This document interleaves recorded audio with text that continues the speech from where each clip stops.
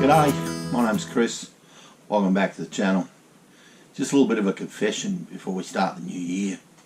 I've been messing with a lever for the Douglas. I don't know that it's a Douglas lever, but I'm almost finished it. I thought I'd bring you in and show you what I've been up to.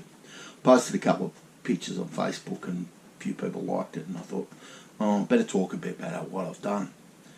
It's actually a lever that I bought in parts and I made the rest of it. So I'm gonna bring you in and let you have a look and see what I've been up to. So here's the lever as it sits at the minute. It's an awkward little sucker to hold on to, so forgive my hand and all of that. A roofing bolt that I've got in it, I've left long so it's easier to work with, but it's awkward to hold on to. It does have a Phillips head style slot in it, and that looks a bit awkward. I'd rather just a straight slot. Anyway, here's what it is. Look, here's the finished product, but the lever came to me is just 20 bucks worth of part of a lever. I'll pull it apart and I'll show you what I've done. Well, you're looking at what basically I paid 20 bucks for. I think the guy would have given it to me for free, but I thought it was worth 20. It didn't have little brass ends on it. I machined those yesterday and they come up really well. They got a little 5-degree taper part the way up, and then they go flat, and then they're rounded on the ends. The levers are a little bit bent and they're quite corroded, but a guy rang me up and said he had it. I'd put some feelers out saying I wanted a set of levers, or at least a choke and throttle lever that bolted through the handlebar like they're meant to. I don't know that this is Douglas at all. It looks like it might be Triumph or something else, but anyway, kind of does the job, and that works really well. So I'll confess and say I had it in the drawer for about 6 weeks. While I just looked at it and thought, oh, it's not much, I'll just throw it in the drawer. Maybe it's good for spares. And then over Christmas, New Year, while I had a bit of time, I just sort of thought, I'll have a little play with it. And I started looking at it and thought, oh, well, what can I do? So I decided I'd try and make the other end to this. And that was the first job. And so there it is. It was actually quite a simple job. It's just a bit of round bar machined and threaded inside. It's blank inside, and I think that's the way it's meant to be. And so it's screwed on. It's 5/8 cycle thread on the thread, and it screws on really quite easily, and it stops the levers turning the full distance. So I wish I'd made a video, but I didn't. I actually didn't think any of this was going to work, and I didn't think I'd get a good outcome, and I was kind of just faffing about in the shed and not worried about it at all, and I certainly wasn't thinking of the channel and that this would work out really well. So I'm going to screw that little cap on, and that was the end of my stage 1 project. So there's a little cap screwed on. And you see, it screws on really well. It's actually difficult to screw on because of the split in the back, and it doesn't screw on easily. But once you get it started in the right way, it screws on. Excuse all the handheld stuff, but it's just easier to talk to you this way.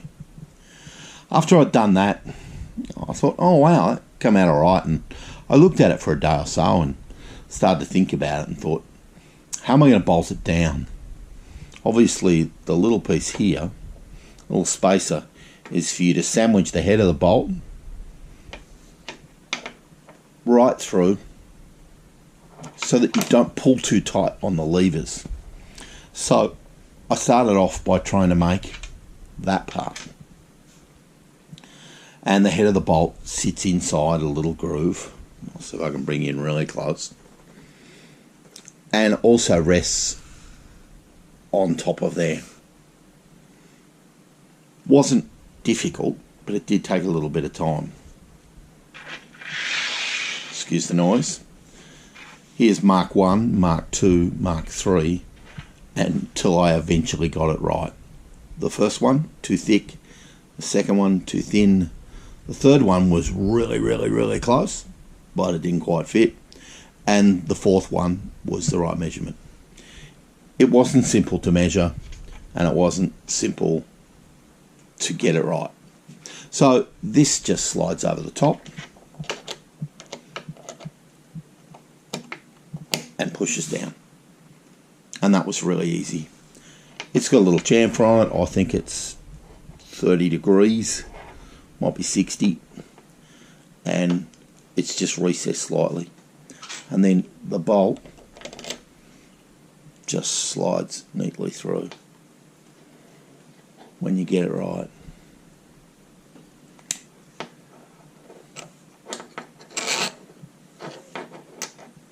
Very difficult to film and slide one-handed. So I got pretty excited by this stage, and I felt as though I was really close. But all this needs to go onto the handlebar, because there's a hole in the handlebar, so I needed some sort of way for it to sit on the bar and for it not to spin as you try and turn the levers. This little brass plug wasn't there. There was a hole in the back of the lever where it should have been. So I started messing around with parts until I got it right. In the end, I bored out a large nut. I cut it in half. I put a 1/4 inch hole in it, and then I used an end mill to recess for that brass plug. It all sits over and clamps against the bar. Means the lever can't turn, and it works. I'm not completely happy with this part. It looks like a large nut that you've cut in half. I'm thinking of getting out the belt sander and working away at it to get a smoother finish to these sides. It does need to be flat where it goes onto here, and it does need the recess to stop it spinning. It does need something to go over the bar so that it sits neatly on the bar and it won't spin on the bar. All that said, I think it came out pretty well, and I'm not dreadfully unhappy. And if that's as good as I can get it, then that'll be okay. So I got to that point and I thought, gee, this could work. And so yesterday I attempted to make these little brass ends. I think they should be a Bakelite style thing, or maybe they were wooden. I'm not sure. There's a tiny threaded spindle underneath here. These are actually just got a dab of glue on them to hold them on at this point while I feel my way forward and see if I like the whole thing. Otherwise I'd have taken them off to show you. I just had some brass hex bar in the scrap and turned them out of that. I've got one that I messed up, that I didn't have the lengths right, but these are the next two, and they're pretty similar and they came out pretty well, and I think they'll look alright. It's probably my intention to nickel plate the whole thing, and I think that once that's done it'll be okay. Alright, here's the lever on the bike. Goes on really well. It's just sitting slightly loose, and the bolt's really long, so ignore that. But a proper nut and I can cut that off. Here's the end I made, cap I made, and the two pieces here. And the nut that I bought out is underneath. You can see that the lever operates really well. And once it's tight, it won't move as much or any on the bar. And I feel as though tightening it up will lead to a really good outcome. I just haven't pulled it super tight. Overall, I'm really happy with the way it came out. I think it's going to work. I think it's going to look period correct. I'm not actually sure that it's Douglas. I'm not actually sure it matters. It'd be better if I had the genuine levers, but I don't. So in the absence of not having what you want, you take what you can get. Overall, I'm really pleased with the way it came out. I didn't expect it, hence I didn't make a video, and I didn't really worry about it because I didn't think it was going to work. There it is. Happy New Year. See you in the new year with a bit more Flat Tank Friday.